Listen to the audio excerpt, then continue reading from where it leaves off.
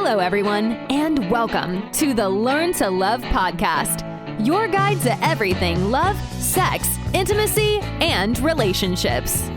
Each week, your host, Zach Beach, interviews new experts on love, including couples therapists, relationship coaches, sex educators, and best-selling authors. Learn the best tips and cutting-edge wisdom to better love yourself, others, and the world. Thanks so much for joining us. We hope you enjoy the show.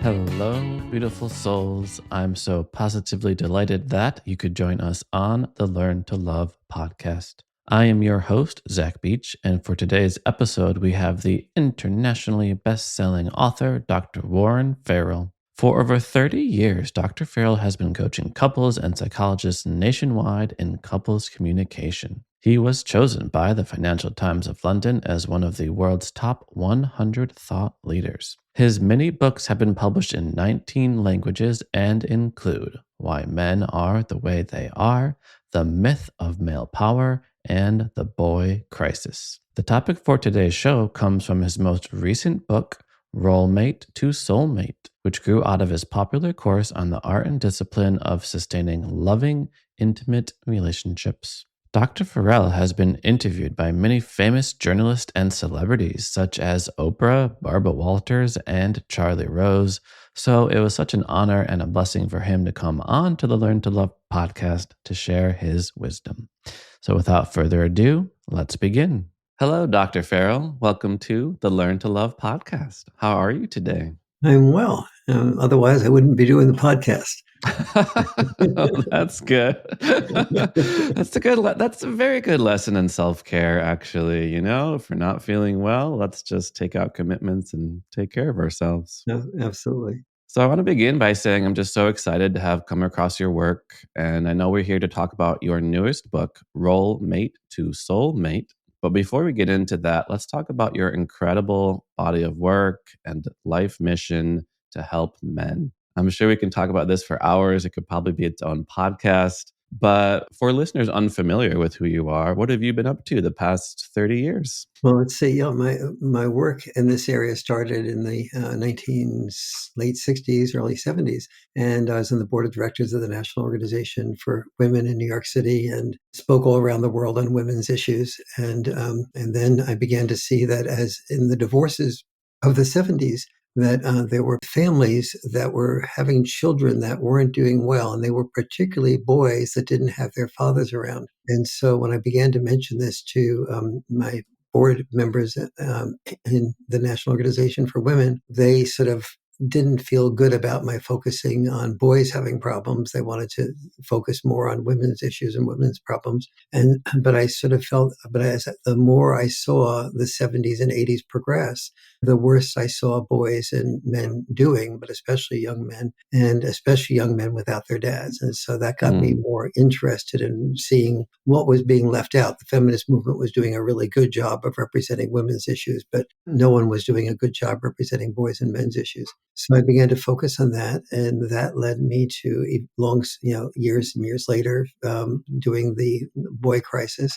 But during that time, the Boy Crisis book, but during that time, I was seeing that if I really wanted to prevent the boy crisis usually came as a result of there being a divorce. Divorces usually happen as a result of there being poor communication. And poor communication's single biggest manifestation was couples' inability to handle personal criticism without becoming defensive. And so I asked myself, and as I started understanding this, I realized that historically and biologically, it was natural to be defensive, because if you heard criticism, it was a potential enemy. So you wanted to kill the enemy before the enemy killed you. That was pretty good defenses. And so that was functional for survival, but it was dysfunctional for love. And so I started to ask myself, was it possible for me to take something that was evolutionarily so embedded in the need to survive, being defensive, and overcome that propensity which ruins love? And after many years, I did 30 years of work doing couples communication workshops, and I did follow-up phone calls after the workshop to ask the couples that went through the workshop what worked and what didn't work. And I finally found a system that worked to help people temporarily be able to be responsive to their partners and loved ones' criticism without becoming defensive. I love that so much. And it's something I also think about how we do have this flight, fright, freeze response. We do have this reptilian portion of our brain. And it developed at a time when we did need to defend ourselves from literally physical attacks and threats to our survival. And it's interesting to me how those same parts of the brain get triggered with verbal attacks, with, Yeah. I think you're wrong. Absolutely.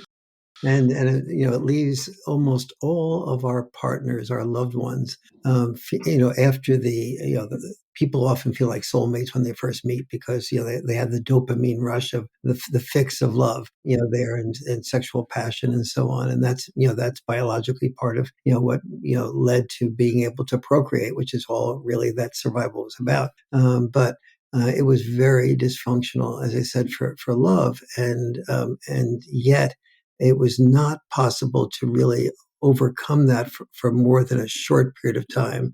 And so I had to start beginning to set up, a method for that for our partners to be able to be heard, because we're seeing now with AI bots that, people are spending more time with more and more time with their AI but lovers, quasi lovers, because the bots listen, because the chatbots don't criticize. And these are the things that people need, is not to be criticized and to listen. But in real life, you can't conduct a relationship if you can't take feedback, and feedback may feel like criticism. So, so it's really important to go beyond just having a chatbot in your life. Mm. Well, that's an interesting point. When you say that a couple's inability to handle personal criticism without becoming defensive is like poison to a relationship, is the problem on the person being critical, or is the problem on the person being defensive to said criticism? Well, when I do my more on the part of the person handling the criticism, and one of the things I do in my Rolemates to Soulmate workshops is I go up to somebody in the workshop who's younger than I am, and my wife is always at these Rolemates to Soulmate workshops, and I say, "I believe my wife and I are your mom and dad," and I say to this woman, sweetie, that, mom and dad, and that your mom and I, care about you more than anything else, that you've meant everything to us. And every day we watch for your best interests and so on. And then then I stop myself and I say, what's happening for you now? And almost invariably, she says, I'm hearing like a butt coming. And I said, so here I have just followed every rule of giving, of talking to you with every rule of psychology. I'm talking to you with love. I'm telling you that I would die for you, that I care for you, but you still hear that butt train coming around the mountain. And and so no matter how so it is important to know how to give criticism well. And there's many parts of Rolemates to Soulmate book that teach you how to give criticism well, to ask for something rather than saying what's wrong, as one example. But even if you give criticism beautifully and perfectly, like I just sort of talked about with that, quote, daughter, our sensitivity to potentially being criticized is so refined and nuanced that we can hear the butt train coming around the mountain, even when it's clothed with lots of love and caring. And so the training that I do in the workshop is to have people meditate, since hearing personal criticism by becoming defensive is our biologically natural state. I have everybody set aside 2 hours a week, during which part of that time is spent meditating with 6 specific meditations into creating an altered state where they're able to associate their partner's potential criticism with an opportunity to be more deeply loved.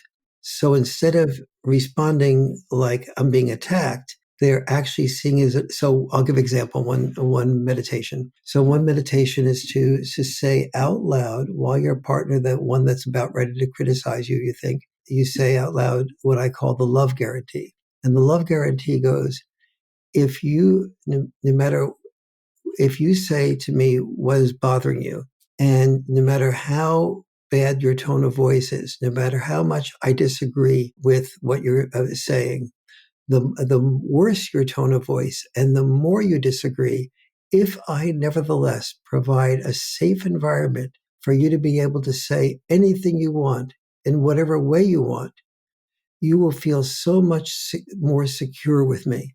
And therefore, you'll feel so much more loved by me. And therefore, you'll feel much more love for me and safety around me. And so that's the love guarantee. Then I have every couple in the workshop sit back to back. I'll give you one more meditation. I sit back to back and I tell them that I'm going to ask them to write on a piece of paper the answer to the following question. And the question is, and your partner will never see your answer. And so the question is, if your partner was about to die, like say in a car accident or drown, and you knew with 100% certainty that you could save your partner's life, but in the process, you'd have a 50% chance of dying yourself, and children were not involved in the equation. If that was the case, would you be willing to die so your partner would live at a 50% level? Yes, no, uncertain. So you check one of those boxes, yes, no, or uncertain. So every man and every woman in the workshop fills that out. And then they take their piece of paper and they rumple it up, and all the men read the men's responses and all the women read the women's responses. So there's no chance that they'll see each other's responses. And so among the men, and now understand that in these Rolemates to Soulmate workshops, maybe a quarter of the people are thinking about breaking up or getting a divorce. Nevertheless, about 90% of the men and a little bit over 80% of the women say they'd be willing to take a 50% risk of dying if they have a 100% chance of saving their partner from dying. And so the first meditation is, well, if I'm willing to die for you, at least I can listen to you. And it puts listening in a very different, perspective. And, just it starts out like, wow, yeah, here's somebody even though we're maybe thinking about breaking up, I'd still honor you so much. I would be willing to risk my life for you. And now I'm not even willing to listen to you. And so it starts out the each person in the workshop. So those are just 2 out of the 6 meditations I ask every that I outline in the Rolemates to Soulmate book that I have people go through. They do this once a week. They only take one concern that they have, that their partner has, and they process that one concern. And then, of course, they have a chance to respond to it with their perspective, but their partner prepares for hearing their response with also meditating into an altered state. I love so many aspects about that. First of all, I love the emphasis on safety and security, on providing a safe environment for the partner to freely express themselves, particularly because I think a lot of people think they should be communicating more, but that's really hard to do if you don't have a safe space to communicate. Yes, most couples feel that they are walking on eggshells. And this, by the way, is true with gay couples and straight couples. It makes no difference. One of the things that is really surprising to gay couples in the workshop is almost every time I have gay couples in a workshop, they'll say, there's really no difference in our propensity to respond defensively, and it's very, very fascinating to everybody. So I'm sure you get this concern a lot around, I'm going to allow you to say whatever you want in whatever tone you want, and I'm just going to be here and take it. Doesn't that open it up to just one partner endlessly criticizing to the point of, verbal insults and abuse, and you should just be there and safe and secure? Actually, it does the reverse. Someone who usually when people are shouting or they're sarcastic or they're exaggerating to get the point across to somebody they don't feel is listening. And the only way that they can get them to listen is to exaggerate or get angry or be sarcastic. And once they know they're going to be listened to, there's no need to get angry. There's no need to raise your voice. There's no need to be sarcastic. There's no need to exaggerate. And so the propensity for those things doesn't disappear because you're still programmed to sort of make your case the best you can, but it goes down enormously. So I feel like we should back up a little bit because I think we all know what a soulmate is. Maybe you have a different way to think about it, but what's a role mate? A roommate is oftentimes when you get into a relationship, okay, you do the cooking, cook the meal, I'll clean up the dishes. I'll do the shopping and the cleaning up the dishes, you cook the meal. So you have whatever your roles are. And the more you get into a relationship, and in many ways this is quite good, the more your roles are, you see that somebody is better at cleaning up the dishes, better at unloading. Somebody's more comfortable with different aspects of things, and so your roles become more and more nuanced as the relationship goes on. And this is very efficient for an effective relationship in terms of getting things done. But it is but the role mate still leaves you having a history of, okay, let's see, you left some dishes in the sink during the day, and I came up and saw the dishes in the sink, and it kind of looked messy, and that doesn't leave me feeling at peace. And so, would you mind putting the dishes in the dishwasher rather than leaving them in the sink? Well, you leave them in the sink. You left them in the sink last week, and I just put them in the dishwasher. I didn't go ahead and tell you to put them in the dishwasher. I don't criticize you like you criticize me. Well, no, you've done this much more often than you think you do, and boom, boom, boom, and before you know it, it's a big fight. And so the value, so the role mate is just the different roles you play, but it doesn't, but oftentimes you unbecome soulmates because you feel that even mentioning the most minor concern to your partner, like I just gave an example of, will leave your partner feeling defensive and attacking you. And so most couples feel like they're walking on eggshells before they even share what they think is a concern, but their partner interprets it as a criticism. I see. I see. So I'm almost hearing that in romantic relationships, we think we find our soulmate, or maybe we do find them. We have all those deep feelings of butterflies and intimacy, and we slowly devolve or descend into the role mate.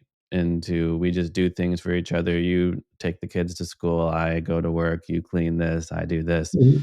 And when we do segment those roles, then we can easily criticize that person for them not fulfilling their role. Sometimes, yes, not fulfilling the role. That might be one concern or criticism, but it's oftentimes just something little like, that I was mentioning, that you left this here.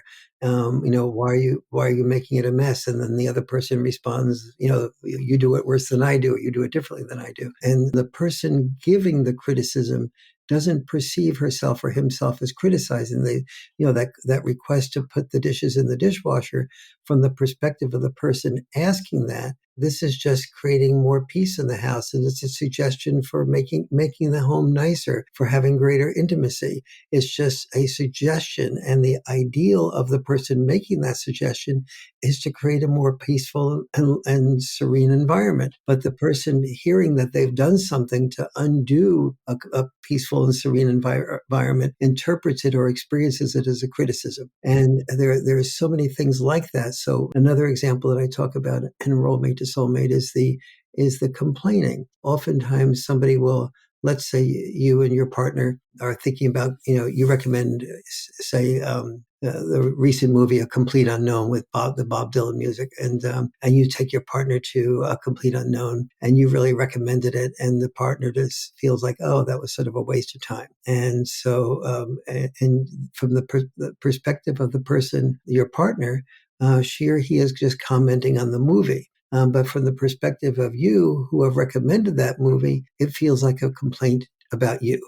The same with a restaurant. You may recommend a really great restaurant, or what you think is a great restaurant. Your partner comes and says, "Oh, the soup was cold," or the atmosphere is kind of weird here. That waiter was really very rude, and you're hearing it as the person saying it is criticizing the restaurant. The person recommending that restaurant feels that the criticism is the complaint is not about the restaurant, but that they're about their judgment. And so there's so many ways that the criticizing, the complaining, the controlling, and then complacency is really a very powerful part of every relationship that needs to be dissected and understood. I feel like this is a great segue to a concept you write about in your book, which is the 4 depleters of love. So, what are those? Well, the 4 depleters of love are the complaining, no, I'm sorry, the criticizing, the complaining, the controlling, and then complacency. So most people, when I talk about criticizing and complaining, I ask everybody in the workshop, do you feel that you criticize more than you'd like to, given what you now know about criticism? Almost everybody raises their hand. Do you feel like you complain more than maybe you should or would like to? Almost everybody raises their hand. Do you feel like you're controlling? Most people feel they're not controlling. So then I ask the question, when you're criticized by your partner, do you feel a little bit controlled by them? Almost everybody raises their hand. So that then people understand that if you're a person doing a fair amount of criticism and a fair amount of complaining, that your partner will probably experience you as controlling. And that makes them feel very much that they're not trusted, that they're not valued, that they're being confined. That's the opposite of what creates soulmate energy. You don't have passion for somebody that you feel is controlling you, for someone that's complaining a lot about things you recommended, or there's somebody that's criticizing you. So those are sort of the three of those depleters of love. And so part of the Rolemate to Soulmate book is how to turn those depleters of love around into opportunities to deepen love. And one of the ways is through that the altered state you go into in order to make your partner feel secure. I say the most nuanced depleter of love is complacency. Nuanced because in some ways, complacency really is an opportunity to just be yourself, be natural. But on the other hand, complacency has this feeling. Let's say when you first went out with somebody and you really were looking forward to meeting them, the chances are fairly good. You put on makeup and you did your hair right, or you trimmed your beard just, perfectly, and you thought about the wardrobe that made you look best, and took a nice shower, etc. And then you met the person that you're about to meet. But then after 6 months or a year of living together, you began to just not worry about shaving, not worry about putting on makeup, not maybe putting on staying in your pajamas longer, or putting on sweatpants and so on. And then you get invited out to a dinner or a party. And then you're bringing out your wardrobe and you're checking with even your partner about what will look best and what people will, at this particular party will like the best. And suddenly you seem to care again about yourself and how you look. And your partner is not saying this usually out loud, but on some level feeling like, gee, how is it that you suddenly start caring about how you look and what you wear when you're seeing somebody else, but around me, you don't even shave, or you don't put on makeup, or you don't put on, you wear the old sloppy clothing, and maybe you do a few other things that are even more disgusting than that.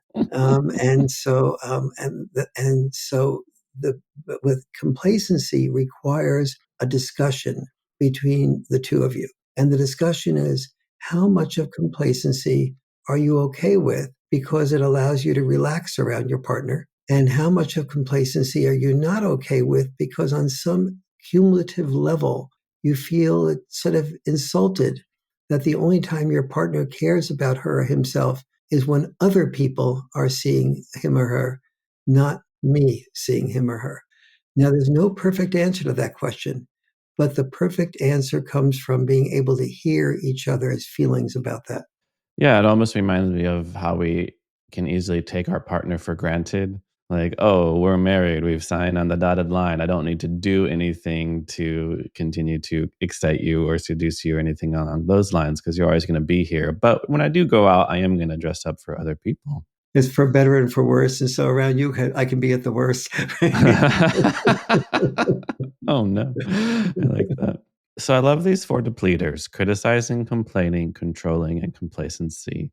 And I want to finish the criticism discussion real quick, because we've talked about it a bit. And I'm hearing how important it is to set an intention to create a safe and secure environment for our partner to express themselves. But what's the secret to not getting defensive to criticism? When we notice our partner sharing things about us that feel insulting, when we notice the desire to be defensive, when they even share their own take of events that to us doesn't even seem factually correct. Like, what do you mean I was, loud during dinner last night? Like, I was talking in a normal voice. There's definitely logical, reasonable reasons to get defensive with Yes. criticism. So when we do notice our anger rising, our frustration rising, what is the next step? So the most important thing is this, what I call, I have every couple set aside 2 hours per week, what I call a caring and sharing practice. And during that caring and sharing practice, they start out with filling the reservoir of love by sharing multiple appreciations of their partner. Now, I've already taught everybody in the workshop, or everyone who reads the Rolemates to Soulmate book, I've already taught them how to appreciate the discipline and the art of appreciation. And the discipline of appreciation goes somewhat like this. Let's say you're at dinner and with some guests, and and let's say your wife or their husband has, whatever partner has done the cooking of the dinner. So you might say, so and so, my partner, is a great cook, and in front of the company, which makes your partner feel good. But if you say not only that your partner is a great cook, but I love the way you cook the turkey or the chicken, and make let's say it's a turkey dinner, then you make the skin so crisp on the chicken, and then you express curiosity about that. How do you do that? So now what you're doing is appreciating and making your partner not only complimented about something, but asking her or him to share their expertise with the company. Now your partner feels valued, like they're being sought after as an expert as a result of your curiosity. And then you take it to the next level of specificity, and you discipline yourself to think, what is else about this, her being a great cook or him being a great cook, do I really appreciate? Maybe it's the fact that the dressing was really moist. And so instead of just ignoring that, you say, I really love it that you can both cook the turkey in such a way that the skin is crisp, but yet the dressing is moist. So that's really, how do you manage both of those at the same time? And then in the dressing, I sort of noticed that there were some spices, but then you discipline yourself to sort of thinking about what are the spices that you notice that you can identify, and then you share with your partner. Was that parsley, sage? Was it rosemary? Thyme, or some other Simon and Garfunkel spice? and you and so your partner really sees that she or he is not just being complimented on the turkey dinner or being a good cook, but it's being very specific. And the more specific your appreciations, the more your partner has his or her reservoir of love filled up. So before your partner hears that criticism, she or he knows that they're going to hear some appreciations, and that then after the criticism is heard, they're going to also hear a couple of more appreciations. And so you go into this caring and sharing practice of 2 hours, knowing that a good part of it is going to be being appreciated very specifically by your partner. But then before your partner here's the one concern you have, and you're limited to just one concern per week, you take your most important concern and you share that before your partner hears it.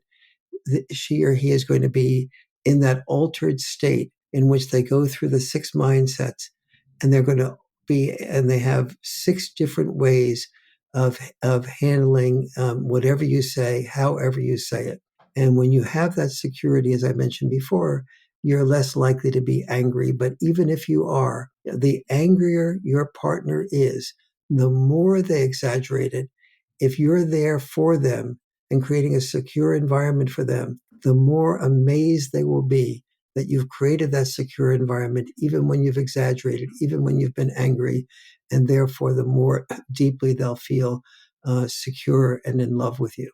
I love that. We want to fill the reservoir of our love. And I'm drawing a little connection to how earlier you mentioned 2 hours a week on our own meditation, on our own perspective. And now we have 2 hours a week on our relationship, on caring and sharing. And would you say that that's the work of relationships, like simultaneously working on ourselves and our own stuff and changing our own perspective and committing just as much time to working on the relationship? Yeah, if you are going through that internal, expressing that the meditations that you're doing, that is you preparing yourself to be able to hear anything in any way that it's expressed. However, what that doesn't take care of is the rest of the week. So there's 2 hours set aside for caring and sharing. And then I teach couples in the Rolemates to Soulmate book how to create a conflict-free zone the other 166 hours a week. And so that is really so crucial as well. So the appreciations on the one hand, the creating the the creating of the caring and sharing space, and then also the conflict-free zone for the other 166 hours a week. Those are three of the seven secrets. There's actually 21 love enhancements in the Rolemates to Soulmate book, but the seven most important ones are the seven supposed secrets. Yes, I love diving into, I think it was part 2 of the book on 7 secrets to lasting love. And we've already covered the caring and sharing and appreciation secret 1. And let's talk about secret 3 because it is on creating a conflict-free zone. And I have to ask if that's possible to have a conflict-free relationship. First of all, it is possible, but everything I'm asking couples to do is biologically unnatural. So it requires discipline to reprogram your brain from what is biologically natural, which is the second you hear a possible criticism, you respond defensively, and therefore your partner ends up walking on eggshells to even bring something up, and you walk on eggshells to even bring something up. So the conflict-free zone you can only create that once you have gone through the caring and sharing process, because you know that there is a way of having a lack of conflict. So let's say your partner does do some criticism of you, and so you now have the ability to do step 1 of the conflict-free zone, which is you can visualize responding to your partner with a counter criticism, and the chances are fairly good that that this will escalate into an argument and you'll both be unhappy. Or alternatively, you can visualize responding to your partner during caring and sharing time, and you'll have about 100% chance of being heard. So do you want to respond immediately and be heard? Or do you want to wait for caring and sharing time and be heard? So that's the first step of creating the conflict-free zone. But then there's also a second step, which is afterwards, still, you may walk away feeling like, I'm holding this in to caring and sharing time. I don't really want to hold it into caring and sharing time. I want to attack him or her back right away and give my perspective. So I have the couples reading the Rolemates to Soulmate book. I teach them how to journal. So, for example, the first thing they do is they run to the computer and they write down exactly why they are 100% right and their partner is 100% wrong. It's what I call the self-righteous stage. and, then, and then the second thing they do is to stage 2 of journaling is write, well, one thing maybe that their partner said that they can maybe understand the value of. And then a number of things their partner said that they could understand. And then make believe I was in my partner's shoes. What would I be saying? What would my argument be about what my partner wanted to criticize me about? And so usually at the end of those 4 stages of journaling, they realize, well, I can see my partner's perspective on that. And usually it even disappears from being a candidate to bring up at the caring and sharing time. And so the other, one more example I'll give is what I call fake it till you make it to do the caring and sharing time. So let's say you and your partner have had some real tension and you go out and decide to buy your partner some flowers. But you don't really feel like you want to buy your partner flowers. You feel like you want to attack your partner back. So you're faking it by buying them flowers. But in the process of buying them flowers, you anticipate their gratitude right after you've had a conflict that they've been given flowers by you. And in the process of anticipating their positive reaction, you find your own energy of anger begins to be mitigated. And so that's just 3 of the 6 steps that I ask people to do to create a conflict-free zone during the week. I love that, making a little peace offering. And I really love this emphasis that, as you said, everything I'm asking couples to do is biologically unnatural. And it reminds me of how we want to shift from reacting to responding. And it's that reacting aspect of ourselves that is part of our evolutionary conditioning. And we want to be able to observe that reaction, but then shift to responding Yeah, with care and love. absolutely. And it's really important to hear. I mean, because sometimes when I started out doing the Rolemates to Soulmate workshops, I talked to everybody about, it's really important when your partner criticizes you to be able to respond non-defensively, and everybody in the workshop would agree. But then I scheduled for all my workshop participants a follow-up phone call about 2 months after the workshop. And almost everybody said, well, when I really love that wisdom at the workshop, but I found that the moment the criticism appeared, the wisdom disappeared. And so so reading the book does not provide the full answer. So I ended up making available for practically free with the book an online video course where you could continue to practice this step by step, because it really takes the constant practice of these alternate ways of being, in order to reprogram your brain so it becomes natural to respond non-defensively. Because if you don't practice it, it just becomes theory that disappears the moment the criticism appears. I love that. When criticism appears, the wisdom disappears. Yeah, when we have our defenses, all of those things we learn go out the window. The only author that's ever written a book saying, this book alone is inadequate. You have to both read the book and do the practice of it. Yeah, absolutely. You have to do the work. And I just love that line that we are here to reprogram our brain, essentially, for Yeah. love. Yes. Yes. Reprogram our brain for love. Brain for love. So as we're winding down, I wouldn't mind popping over to secret number 6, which is creating win-win solutions to our relationship problems, because I think that's something that comes up in a lot of relationships. I want to live in the city, my partner wants to live in the country. I want to be the stay-at-home parent and have my partner support me. Coincidentally, they want that too. So when we do seem, on opposite sides of the spectrum with different wants and preferences, how do we create win-wins?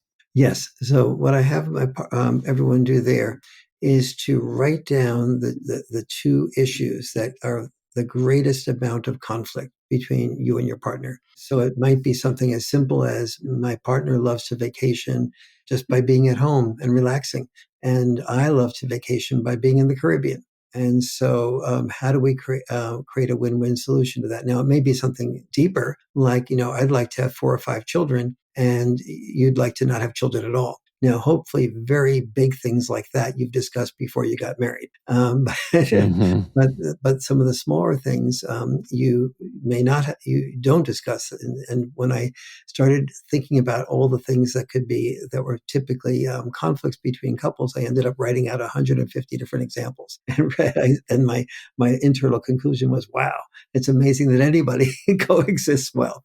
So let's take the simple one, like, on the vacation. And so I then have everybody write down the biggest concern, and then secondly, they have their partner share possible solutions to that big concern. So one might say, we go to the Caribbean every other year rather than every year, like I would like to do, or we stay at home one time and then we go on a short trip. And so you listen to one of the two of you just say one possible solution is in a sentence completion exercise, and the person listening never interrupts, but always looks at the person making the suggestions, writes every single suggestion down, looks at their partner with total, like, you are brilliant. So you're playing the role, the person taking the notes is playing the role of cheerleader. And a cheerleader never says to the football player, that play would have been excellent if you had done just something a little bit differently.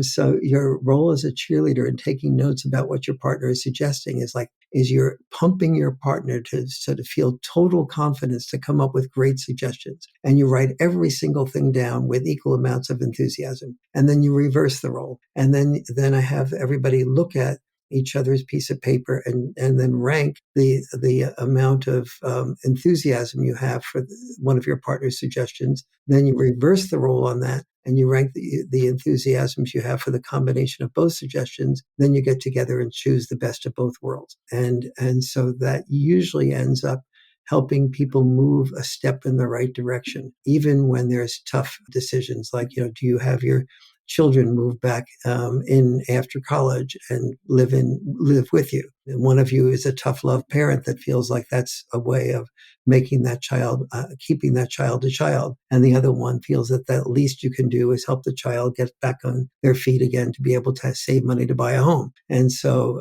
you each process those differences and come to some combination of, and come to some agreement that is often a compromise or often a limit. Yes, we can let our son or daughter live there for a year. They do need to pay a certain amount, or they do need to not pay anything, but they can do this, and this around the house. And so the tough love parent feels okay with that, but I want to do everything for my child person feels like, that's a reasonable balancing act. Well, Dr. Farrell, the time has just absolutely flown by. I've just loved listening to all your really actionable insight on how to improve our relationships. And before we close, I do have to ask you the question I ask all of my guests, which is, what do you wish everyone knew about love? That it is evolutionarily challenging to deepen love and become a soulmate. And there is a way of doing it. And it takes practice, it takes discipline, it takes a willingness to do things that are unnatural, and it is really worth it. I love it. It takes practice and discipline, and it's absolutely worth it. So, Dr. Warren Farrell, thanks so much for coming on to the show. I hope all of our listeners check out your newest book, Rolemates to Soulmates, and then they can dive into your incredible body of work, including your less recent book, The Boy Crisis. And for our listeners who do want to learn more about you, how can they find you? They can go to my website, warrenfarrell.com. I couldn't remember anything more complicated, so that gave me an easy one. But at Warren Farrell, and it's not Ferrell like Will Ferrell. I'm not that funny. It's Farrell.com. Wonderful. And you've mentioned these couples workshops, so I'm sure people might be wondering how they might also take or enjoy one of your couples workshops. On my warrenfarrell.com site, there's a tab called Couples Communication. And so if you go there, you'll see all the next date for my next couples workshop is in April 25th to 28th. And then there's another one in July and another one in October. This year, they're all at Esalen, which is in Big Sur, which is an absolutely gorgeous place. It's the only place I go to where when I walk on campus, I feel a difference in the energy. But it's, just overlooking the ocean and being in a hot tub at night with the stars above you and hearing the ocean beneath you is just a spiritual experience. Yeah, amazing. So listeners, you're going to have to come to California, where we're at. Check out Esalen. We're so biased. We both live in California. Yeah, it's true.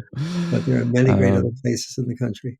Well, it's so wonderful to connect with you, Dr. Phil. I really appreciate you sharing all of your wisdom. Take care. Thank you very much for listening so well. And thank you, listeners, so much for listening. I hope you remember all of the valuable lessons that Dr. Farrell shared with us today, including one of the biggest issues in relationships is a couple's inability to handle personal criticism without becoming defensive. And one strategy is to create a loving, safe, and secure environment for your partner to say what they wish. And one major reason conflict escalates is because we don't feel our partner is listening to us. Remember, the 4 depleters of love are criticizing, complaining, controlling, and complacency. So make your love a practice by having a weekly caring and sharing session to fill your reservoir of love. And soulmate love takes practice and discipline, but it's totally worth it.